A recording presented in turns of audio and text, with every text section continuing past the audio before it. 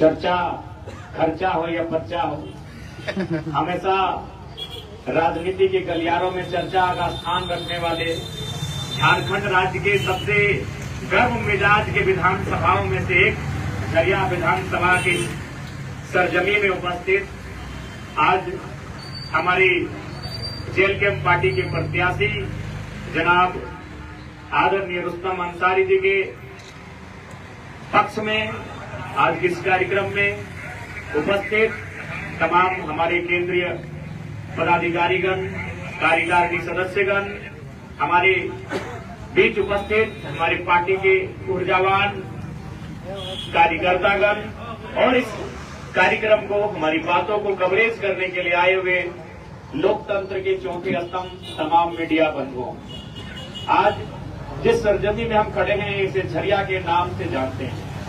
झरिया केवल झारखंड के मानचित्र में ही नहीं, विश्व की मानचित्र में एक अमिट छाप रखता है। झरिया की अगर हम बात करें तो पूरे विश्व की मानचित्र में झरिया का एक अहम स्थान है। झरिया को जाना जाता है कोयले के लिए, झरिया को जाना जाता है तमाम किस्म के कोयले के उत्पादन के लिए, लेकिन आज सबसे बड़ी समस्या चाहे वो झारखंड की हो या झरिया विधानसभा की हो, आज कोयले की कमाई से चंद मुट्ठी भर लोगों ने उसे अपने अधीन कर लिया है और उसी का परिणाम स्वरूप है आज इस राज्य की दुर्दशा। आज दिल्ली से एक नेशनल न्यूज हमारे इंटरव्यू के लिए आई थी, उन्होंने हमें एक बातों ही बातों में कहा, तो मैंने उन्हें एक अच्छा बात कहा कि आज चाहे भारत देश की बात हो या झारखंड की राजनीति की बात हो, यदि हम लोग केंद्रीकरण के पक्षधर हैं, यदि हम लोग सत्ता और संपत्ति के केंद्रीकरण के पक्षधर हैं, तो फिर हम लोग अंग्रेजों की गुलामी को स्वीकार करने जा रहे हैं। इसलिए मेरा मानना है कि आज हमें विकेंद्रीकरण पे चर्चा करना चाहिए। आज राज्य के हालात क्या है? केंद्रीकरण का मतलब होता है सत्ता कुछ परिवारों तक सीमित हो जाना, चाहे वो झरिया की सत्ता हो, चाहे राजधानी रांची की सत्ता हो, तमाम जो झारखंड राज्य की राजनीति है वो चंद परिवारों के हाथों में सीमित हो जा रही है। और चंद परिवारों के हाथों में सीमित होने से क्या हो रहा है? अगर पॉलिटिक्स एक परिवार के हाथ में सीमित हो रही है तो इकोनॉमी भी उसी परिवार के हाथ में सीमित हो जा रही है। और अगर इकोनॉमी और पॉलिटिक्स अगर कुछ परिवारों के हाथ में सीमित हो जाएगी, केंद्रित हो जाएगी, तो जाहिर सी बात है दूसरे सिरे पे, दूसरे सिक्के के दूसरे पहलू पे बेरोजगारी बढ़ेगी, समस्याएं बढ़ेगी, गरीबी बढ़ेगी। तो इसलिए आज जयराम महतो केवल पॉलिटिक्स करने के लिए नहीं आया है।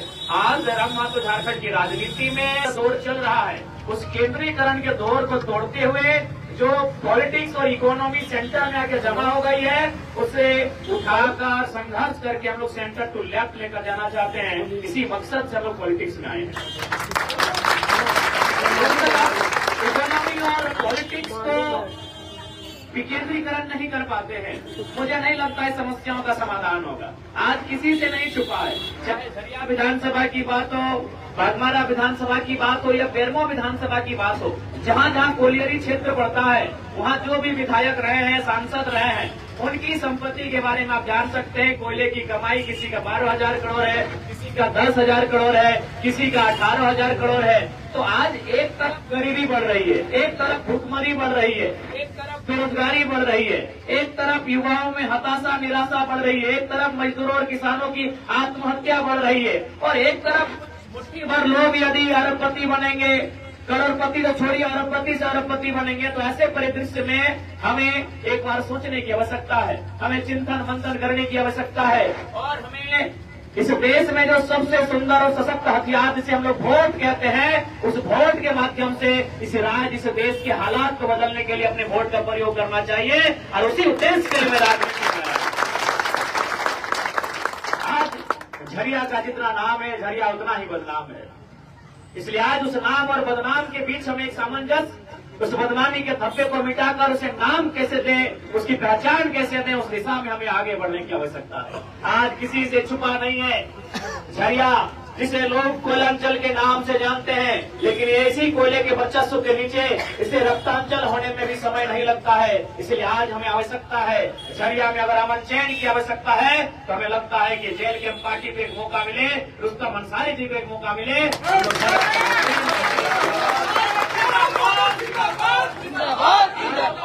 किसी से नहीं छुपा है कि झरिया केवल और केवल एक वर्चस्व की लड़ाई का स्थान बन के रह गया। झरिया एक विधानसभा न बन के एक महाभारत के युद्ध का माहौल बन के रह गया। इसलिए आज पूरे झरिया वासियों से मेरा सादर अनुरोध होगा, मेरी विनती होगी कि आज अगर हमें किसी के लिए सोचना है तो झरिया के आने वाले भविष्य के लिए सोचना है। आज हमें सोचना चाहिए। आज हम गरीब, आज हम मिडिल क्लास फैमिली के लोग, आज हम वर्कर क्लास के लोग, आज हम लोग मजदूर, किसान, कामगार, व्यापार करने वाले लोग, लेकिन आज भी हम लोग अपने वोट का सही उपयोग नहीं कर पाते हैं। आज जब भारत देश में वोट की व्यवस्था आई थी तब एक नारा दिया गया था कि 1 पर्सन 1 वोट 1 वैल्यू, यानी जो वोट की वैल्यू अंबानी की है, अडानी की है, वही वोट की वैल्यू गांव के गरीब किसान और मजदूर की भी है। अंबानी, अडानी अपने वोट को ताक में, अपने वोट का उपयोग अपनी सुविधा को ताक में रख के करते हैं, लेकिन हम जनता अपनी सुविधा को ताक में रख के वोट नहीं कर पाते हैं। आज उसी का परिणाम है। आप किसी भी आप विधायक या सांसद की बात कीजिए, आप उदाहरण के लिए सबसे पहले यही इसी क्षेत्र की बात कीजिए, जो अभी फिलहाल वर्तमान में विधायक हैं, पूर्व विधायक हैं और यहाँ के जो सांसद वर्तमान में हैं, उनका अभी सांसद की अगर बात कीजिएगा, श्री जो यहाँ के श्रीमान सांसद महोदय हैं, वे सांसद बने, 3 बार वे विधायक भी रहे, लेकिन उन्होंने क्या चिंता किया कि अपने भाई या अपनी पत्नी को टिकट कैसे दिला दे। उन्होंने पहला चिंता क्या किया कि मेरे बाद मेरी पत्नी को टिकट कैसे मिले। आज अगर झरिया की बात करें तो जो वर्तमान की विधायिका है और जो उनके प्रतिद्वंदी है, उनके पति विधायक रहे, जो उनके प्रतिद्वंदी है, उनके घराने में से उनकी सासू माँ विधायक रहे, यानी जो लोग 20 वर्षों से 25 वर्षों से सत्ता में रहते हैं, जो लोग सत्ता में रह के विधायक रहे, मंत्री तक रहे, लेकिन फिर भी उनको चिंता है कि मेरे परिवार से टिकट कैसे मिलेगा। वे 25 वर्षों से पॉलिटिक्स में रहे, 20 वर्षों से पॉलिटिक्स में रहे, 15 वर्षों से पॉलिटिक्स में रहे, लेकिन फिर भी उनको चिंता है कि मेरे परिवार में से किसी को टिकट मिले। और हम अगर कामगार किस्म के लोग, हम अगर वर्किंग क्लास के लोग, हम अगर मिडिल क्लास फैमिली के लोग अगर अपने बच्चों की चिंता नहीं कर पाते हैं तो ये हमारा और दुर्भाग्य है। इसके लिए हम किसी को कोसने क्यों जाए कि हमारा दुर्भाग्य है। आपको इन्हीं से सीखना होगा जो प्रत्याशी है, एक ही परिवार से। सांसद की भी बात कीजिए तो अपने भाई को बागमाला से टिकट दिला दिए। झरिया विधानसभा की बात कीजिए या धनबाद लोकसभा की बात कीजिए, वे किनकी चिंता कर रहे हैं? अपने परिवार की चिंता कर रहे हैं, अपने परिवार की प्रॉपर्टी की चिंता कर रहे हैं। और अगर हम जनता, जो हमारे पास सबसे सशक्त हथियार जिसे हम वोट कहते हैं, अगर उसका उपयोग अपने बच्चों के लिए ना करें, अपने बच्चों के भविष्य के लिए ना करें, अपने विधानसभा के भविष्य के लिए ना करें, अपने राज्य के भविष्य के लिए ना करें, तो ये हमारा दुर्भाग्य है। इस वोट के होने या ना होने का कोई अर्थ नहीं है। आज आप इस बार झरिया में बदलाव करें और जो एक मिथ्या जो कई दशकों से चलता आया है, एक परिवार जिसने हमेशा राजनीति का सिरमौर बनकर झरिया विधानसभा का नेतृत्व किया है, जिसने झरिया की सत्ता, झरिया की संपत्ति को केंद्रीकृत करने का कार्य किया है, उसे आज हमें आवश्यकता है, उसे विकेंद्रीकृत करने की आवश्यकता है। अगर हम पॉलिटिक्स को विकेंद्रित कर पाएंगे तो शायद झरिया की इकोनॉमी को भी विकेंद्रित कर देंगे। अगर पॉलिटिक्स तो हम लोग सेंटर से नहीं हटा पाते हैं तो इकोनॉमी को सेंटर से नहीं हटा पाएंगे, क्योंकि जो लोग पॉलिटिक्स में हैं, इकोनॉमी में उनका पकड़ है। ये आपसे भी नहीं छुपा है।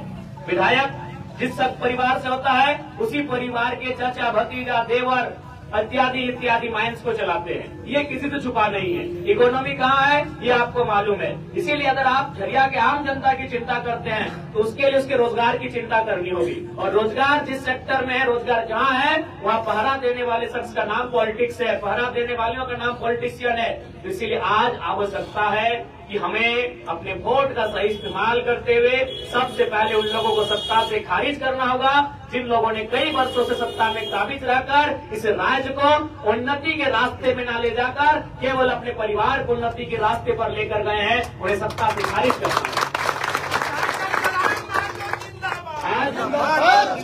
झारखंड एक ऐसा राज्य है जहां सरकारें आके अपना दलील देती है कि खजाना खाली है। एक बात आप जान लीजिए, झारखंड में अगर खजाना खाली है तो पूरे भारत में कहीं खजाना नहीं है। झारखंड में क्या नहीं है? झरिया धनबाद यानी कोयला राजधानी, कोडरमा यानी अभरक राजधानी।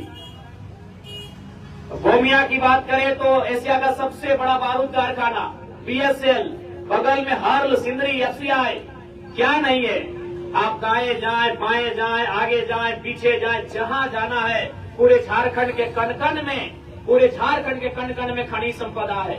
लेकिन रीजन यहाँ यहाँ की जो लीडरशिप है उनके नियत में कमी है, और उनके नियत में कमी रहने के कारण एक बेहतर पॉलिसी नहीं बन पाती है, एक बेहतर नीति नहीं बन पाती है, जो हमारे इस राज्य का दुर्भाग्य है। इसलिए आप सब जाके देख सकते हैं, आज एक गांव में, एक गली में, एक 80 फीट, एक 100 फीट पीसीसी की जो लागत होती है, उसी लागत से विधायक जी, मंत्री जी के आवास का सीढ़ी बना होता है। इसका मतलब है इस राज्य में खजाने की कमी नहीं है, इस राज्य में जो नेतागण है उनकी नीयत में कमी है। आज सरकारें कहती है हमारे खजाने में पैसा नहीं है, और यही सरकारें अपने मंत्रियों को, अपने माननीयों को 6 करोड़ में घर बना के देती है। आप पढ़े लिखे जागरूक लोग हैं, नगर निगम में शायद एक आवास के लिए 2,25,000 के आसपास आता है। आप चाहे तो 2,25,000 को नीचे रखें और ऊपर रखें 6 करोड़ को, गुना भाग करके देखें रिजल्ट क्या आता है। यानी इस राज्य की जो पैसा है, इस राज्य की जो संपत्ति है, इस राज्य की जो संपदा है, तो कुछ लोगों के हिस्से में है। चाहे माननीय मुख्यमंत्री की बात कीजिए, या झरिया विधानसभा की विधायिका की बात कीजिए, या धनबाद के सांसद की बात कीजिए, चंद परिवार। पॉलिटिक्स भी इनके कब्जे में है, और जिनके कब्जे में पॉलिटिक्स है उनके कब्जे में इकोनॉमी है।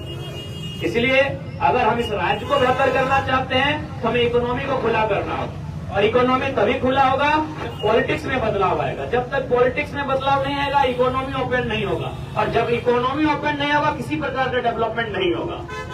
अगर आप डेवलपमेंट चाहते हैं तो इकोनॉमी को ओपन करना होगा, यानी जो आय का स्रोत है वहाँ एक आम व्यक्ति की भागीदारी हो।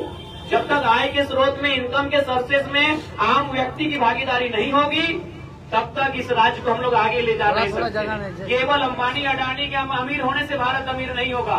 गांव का सबसे गरीब आदमी जब अमीर होगा तब भारत अमीर की गिनती में आएगा। इसलिए आज झरिया की आवश्यकता हो, चाहे हमारा की आवश्यकता हो, आज बदलाव की आवश्यकता है, और बदलाव लेकर एक 29 साल का लड़का आपके बीच आया है। इसलिए आप सभी से हमारा अनुरोध होगा, इस बार झरिया विधानसभा से झारखंड लोकतांत्रिक क्रांतिकारी मोर्चा के कदावर प्रत्याशी जनाब रुस्तम अंसारी जी को केजी छाप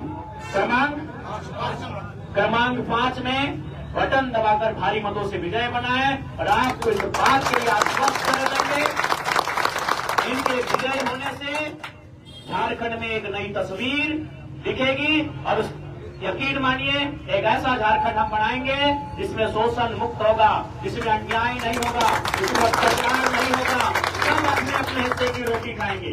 आज देखिए बहुत सारे लोग जब मुझे देखते हैं तो बहुत तरह की बातें करते हैं, बारी बिक्री, झारखंड, बिहार, यूपी, बंगाल, इस तरह की बातें करते। मैं आपको स्पष्ट कहना चाहूंगा, क्योंकि मैंने स्पष्ट कहा है, और आज भी मैं आपको स्पष्ट कहना चाहूंगा कि अगर झारखंड की बात करें तो झारखंड, बिहार, बंगाल, उड़ीसा एक साथ सीमा साझा किए हैं, हमारा ऐतिहासिक संबंध रहा है। लेकिन इस सच्चाई को आपको भी मानना होगा कि देखिए सबकी अपनी अपनी एक सीमा होती है। जैसे उदाहरण के लिए एक बात हम कहते हैं कि यदि कोई इंसान अगर अपने हिस्से की रोटी खाता है तो उसे हम प्रकृति कहते हैं कि भाई प्रकृति है।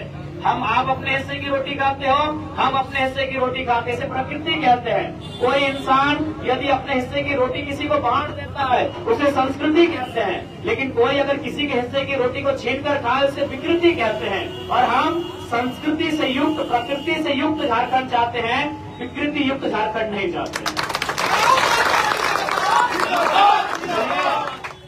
मेरा झारखंड के प्रति जो स्टेटमेंट रहा है वो कल भी वही था, आज भी वही है, कल भी वही रहेगा, और ये सत्य है। हम सभी भारतीय हैं, लेकिन सभी झारखंडी नहीं है। इसीलिए मेरी ये मांगे हैं कि जो झारखंड के मूलवासी हैं, जिनका झारखंड के अलावा कहीं कुछ नहीं है, कहीं कोई दस्तावेज नहीं है, कहीं किसी प्रकार का कोई सारोकार नहीं है, वो पहले स्थान पे रहेंगे। उनके लिए 75%, 80%, 85% रिजर्व रहेगा। अभी कहा 4th ग्रेड की नौकरियां, बाकी कुछ हिस्से खुले रहेंगे, उसमें जिनको आना है वो आएंगे। और ये न्याय संगत है, ये तर्क संगत है, और वो बिहार का हो चाहे उत्तर प्रदेश का हो, उसके अंदर अगर दिल है हमारे इस नियम का, हमारे इस नीति का पक्षधर है, क्योंकि हर राज्य का अपना नियम है। आप पश्चिम बंगाल चले जाए, बगल में हम अगर 10 किलोमीटर आगे चलेंगे तो पश्चिम बंगाल की सीमा है, वहाँ भी वही रूल है कि जो भाई बांग्ला भाषी है, जो बंगला यहाँ के मूल निवासी हैं, उनको 90% है, 10% में पूरे भारत के लोग आए, उनका स्वागत है। तो हमारा भी वही विचार है। इसीलिए हमारी ये लड़ाई अगर मूल रूप से समझा जाए तो अत्याचार के खिलाफ है, शोषण के खिलाफ है, अन्याय के खिलाफ है, माफिया के खिलाफ है, दबंग के खिलाफ है, और जो लूटने आया झारखंड उनके खिलाफ है। यदि कोई शख्स औरंगाबाद से चल के आया है या इलाहाबाद से चलकर आया है, यदि वो रोजी रोजगार के लिए आया है, यदि वो व्यापार के लिए आया है, उनका स्वागत है। लेकिन वो कहीं से, चाहे औरंगाबाद हो, चाहे इलाहाबाद हो या कलकत्ता, यदि वो माफिया बनने के लिए आया है भाई, तो स्वागत नहीं कर पाएंगे। रोजगार के लिए आया है, वो व्यापार के लिए, वो कहीं से आया है, वो तो इस देश के किसी कोने से आया है, स्वागत है। क्योंकि इस राज्य को बनाने के लिए हमने सर्वोच्च अपना सब कुछ खो दिया है। आपके बगल में यही सुरेश महतो आप परिचित होंगे, उनके नाम को कभी कभी आप सुनते होंगे। क्योंकि आप अगर नहीं जानते तो उनकी घटना को मैं आपको याद कराना चाहूंगा। जब झारखंड राज्य अलग करने की लड़ाई चल रही थी, जब हमारा सामना सामंतवादियों से होता था, जब हमारा सामना अतिक्रमणकारियों से होता था, जब हमारा सामना अत्याचारियों से होता था, तो सुरेश महतो, उनको जब झारखंड मूवमेंट चल रहा था, उनको जब अपराधियों ने या फिर जो लोग झारखंड राज्य बनने के विरोधी थे, उन्होंने सबसे पहले उनके दोनों हाथों को काट दिया था। वो शख्स जिंदा था, दोनों हाथों को काट के अलग किया गया था। वो शख्स जिंदा था, उसके दोनों पांवों को काट के अलग किया था। उस शख्स की सांसें चल रही थी, उसकी आंखों को निकाल दिया गया था। उसके बाद बोरे में भरकर इसी दामोदर नदी में विसर्जित किया गया था। तो बताइए कितने जुल्म के बाद हमने झारखंड राज लिया है। और यदि झारखंड के लोग अपने लिए हिस्सा, अपना हक मांगते हैं, अपनी आवाज बुलंद करते हैं, तो कोई भी बताए इसमें अन्याय और गलत क्या है। इसमें अन्याय और गलत क्या है। कोई भी किसी भी क्षेत्र से आकर रहने वाले, बसने वाले लोग हमारे सवाल का उत्तर देते हुए जाएंगे। इसीलिए हमारी लड़ाई किसी के खिलाफ नहीं है। अगर कोई हमारे किसी खिलाफ है तो अत्याचार, अन्याय और शोषण के खिलाफ।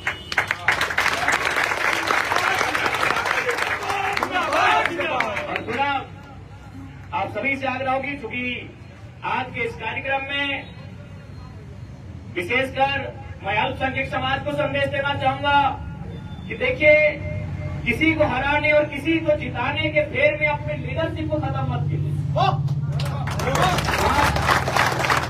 अपने पक्ष में मतदान करें या ना करें वो अलग विषय है, लेकिन मुझे लोग इसीलिए पसंद करते हैं क्योंकि मैं सच बात को सामने कहता हूं। ईमानदारी से कहिए, आज अगर अल्पसंख्यक समुदाय की बात कीजिए तो पूरे झारखंड प्रदेश में उनकी आबादी लगभग 55 लाख के आसपास है। अगर परसेंटेज की बात करें तो लगभग 14 से 15% है। लेकिन आज जिस पार्टी ने आपको अपना वोट बैंक माना है, उन्होंने इतनी जरूरत नहीं समझी कि लोकसभा में आपको एक टिकट दे सके।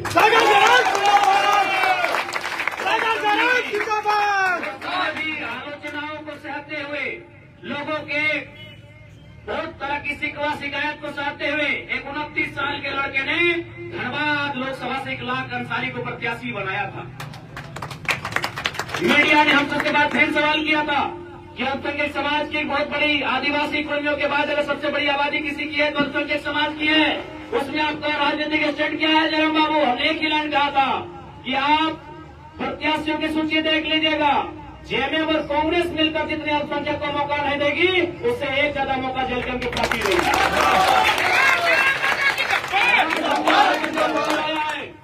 चाहे झरिया में रुस्तम अंसारी जी हो या बगोदर में डॉक्टर सलीम अंसारी हो या रांची से अयूब अंसारी हो या मधुपुर से सलाम अंसारी हो, हमने अपने वचन को निभाने का कार्य किया है।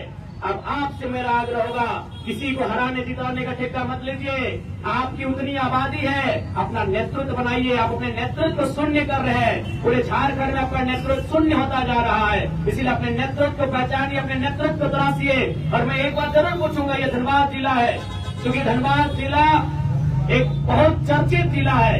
मैं आज झरिया की जनता के साथ साथ पूरे धनबाद जिला के अल्पसंख्यक समाज से एक सवाल पूछूंगा कि बताइए, पूरे धनबाद जिला में एक भी आप बढ़िया लीडर का नाम बताइए जिसको आधा झारखंड जानता हो। कोई नहीं। एक लीडर का नाम बताइए जो जेएमएम और कांग्रेस में हो चुकी हुआ। जेएमएम कांग्रेस वाले आपको अपना कोर वोटर मानते हैं, बुरा मत मानिएगा। 2-4 प्रत्याशी अपने मुंह से क्या बोलते मालूम है कि अरे वो मुस्लिम का मोहल्ला है, वहाँ प्रचार करने की जरूरत नहीं है, हम लोग देगा किसको? इस भाव से आपके बारे में मेरी आयु 29 साल है। अगर मेरे शब्दों में अगर आपत्ति है तो माफ कीजिएगा, लेकिन जो सच्चाई मैंने सुना उस सच्चाई को मैं बता रहा हूँ कि मुस्लिम के मोहल्ला में क्यों जा रहे जेएमएम वाले लोग बोल रहे थे। कोई जाने की आवश्यकता नहीं, तो देंगे ही देंगे। क्यों आप अपने लीडरशिप को शून्य कर रहे हैं? कांग्रेस और जेएमएम की ये बोली है, एक लीडर आपके बीच नहीं है जिसको आजाद ही जानता हो। और आप आइए हमारे राजनीतिक दल में, फरजान खान, इकलाक अंसारी जैसे दर्जनों नौजवान मिलेंगे अल्पसंख्यक, जिनको पूरा राज्य पहचानता हो। ये जरा महत्व। आज भले हमारे एक मित्र चले गए हमें छोड़कर, लेकिन आपको भी मालूम है उनके गांव से एक मुखिया जी हैं, आजाद अंसारी जी। वो 3 टर्म के मुखिया हैं, लेकिन आज तक मुख्यमंत्री के पास नहीं पहुंच पाए। और आज देखिए, भले हमसे दगा करके गए हैं, लेकिन मुख्यमंत्री के बगल में खड़ा हुआ है। ये हमारे एक मित्र हमसे रूठ के भले चले गए, लेकिन उनका वजन, उनकी औकात किसी ने बढ़ाया है, उस शख्स का नाम जरा महत्व। मुख्यमंत्री को डायरेक्ट उनको आगे गमछा पहनाना पड़ा। और कितने अल्पसंख्यक ज्वाइन कर रहे हैं? मुख्यमंत्री पहनाते हैं क्या? जिला अध्यक्ष पहनाते हैं, प्रत्याशी भी नहीं पहनाते हैं माला। और देखिए, वो हमारे साथ रहने का असर, हमारे साथ सोने का असर कि मुख्यमंत्री को स्वयं आना पड़ा। इसलिए हम यही चाहेंगे, सामाजिक न्याय पर जो बात करता हूँ, सामाजिक न्याय का मतलब हर एक पर, चाहे वो जनरल कैटेगरी हो, एसटी कैटेगरी हो, एससी कैटेगरी हो, ओबीसी कैटेगरी हो या माइनॉरिटी कैटेगरी हो, जैसी उनकी अनुपात की आबादी है, उसके लमसम उनको अधिकार देना, उसके लमसम उनको रोजगार देना, जो उस विषय की दिशा में आगे बढ़े, उसी को सामाजिक न्याय कहते हैं। और यदि आप सामाजिक न्याय के पक्षधर हैं और यदि आप पूंजीवाद के खिलाफ हैं, तो इस बार जेएलके के मजबूत करें और झरिया से रुस्तम अंसारी जी को भारी मत मिलेगा।